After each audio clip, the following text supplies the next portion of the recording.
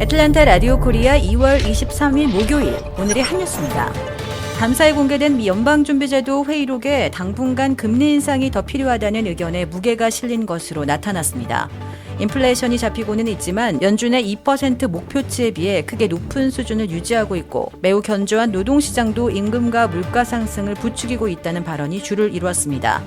파월 의장도 당시 기자회견에서 추가 금리 인상 필요성을 거듭 강조했지만 시장이 애써 외면한 건데요. 매파 성향의 연준 위원들이 0.25%포인트가 아닌 0.5%포인트 빅스텝 금리 인상을 주장했다는 사실도 회의록에서 확인됐습니다.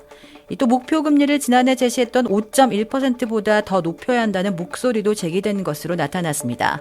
대표적인 매파 인사인 제임스 블라드 세인트루이스 연방준비은행 총재는 방송에 나와 목표 금리를 5.38%로 잡아야 한다고 주장했습니다.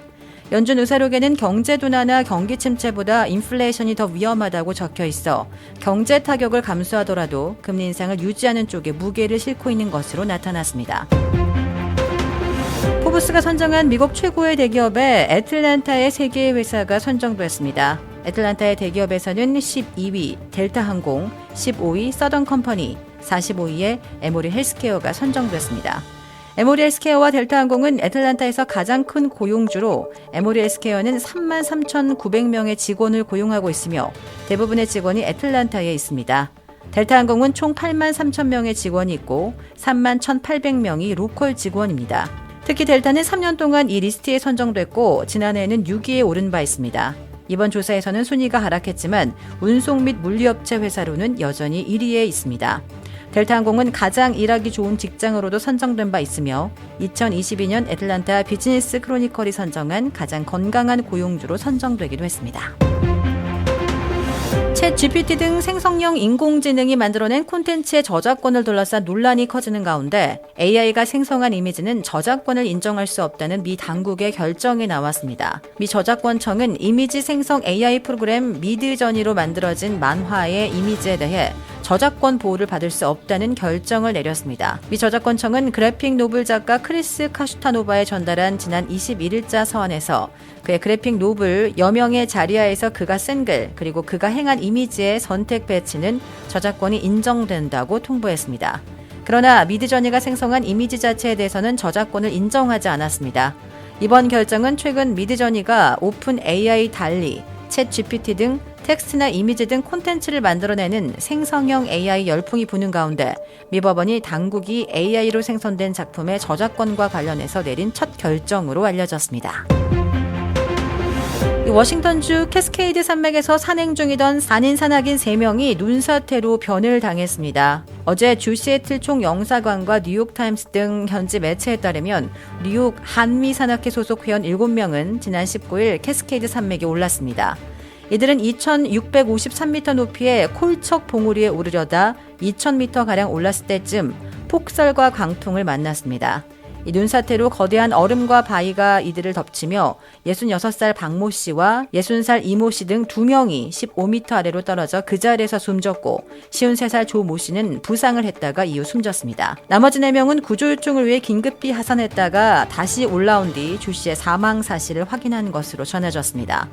생존자들은 캠프까지 걸어갔지만 통신장치나 비상용 신호기를 가져오지 않아 당국에 곧바로 연락하지 못한 것으로 전해졌습니다. 당초 이들 7명은 시애틀 한인산악회 소속 회원들과 함께 다른 장소로 등반할 계획이었지만 기상 악화로 변경한 것으로 전해졌습니다. 이 과정에서 시애틀 한인산악회 회원들은 함께 등반하지는 않았습니다. 현지 당국은 여전히 많은 눈이 내리는 등 기상이 좋지 않아 시신 수습에 어려움을 겪고 있는 것으로 전해졌습니다.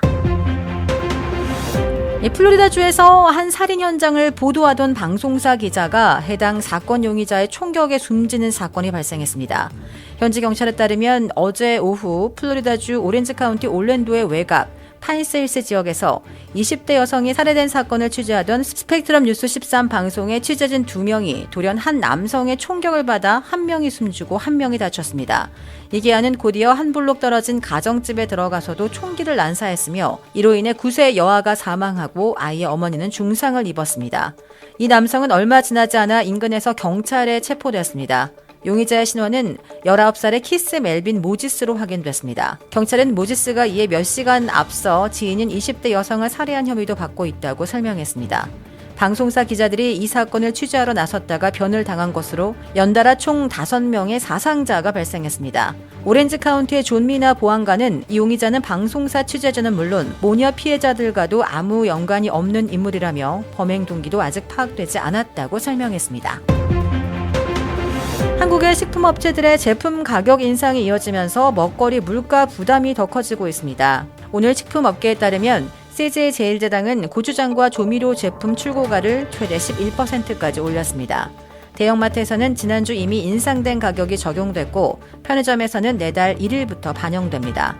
고추장의 가격은 지난해 9월 가격 조정 이후 약 6개월 만에 올랐고 조미료 가격 인상은 지난 2019년 이후 14년 만입니다. 풀무원 샘물도 내달 1일부터 생수 출고가를 5% 올렸습니다. 이 포장재 비용과 물류비 등 생산비 부담으로 인해 가격 인상이 불가피했던 것으로 전해졌습니다. 이 아이스크림 과자 출고가도 올라 유통 채널별로 순차적으로 반영해 내달 1일부터는 인상될 예정입니다. 이 빙그레 혜태 아이스크림의 가격도 1,200원에서 1,500원으로 오릅니다.